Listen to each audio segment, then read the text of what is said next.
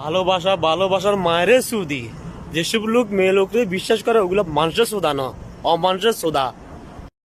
আমি একজন সৌদি প্রবাসী, সব কিছু হারাই আমি এখন 0 পয়েন্টে আছি। আমার দুঃখটা ওই সব দেখে। রাত হলে একটা রাতও ঘুমাতে পারি না। আমি সৌদি প্রবাসী, মনের মধ্যে অনেক যন্ত্রণা, না পারি ফ্যামিলিটাকে বলতে, নিজের কষ্টটা নিজেই লুকিয়ে রাখি। রাত্রে হলে আমি নীরবে কাঁদি।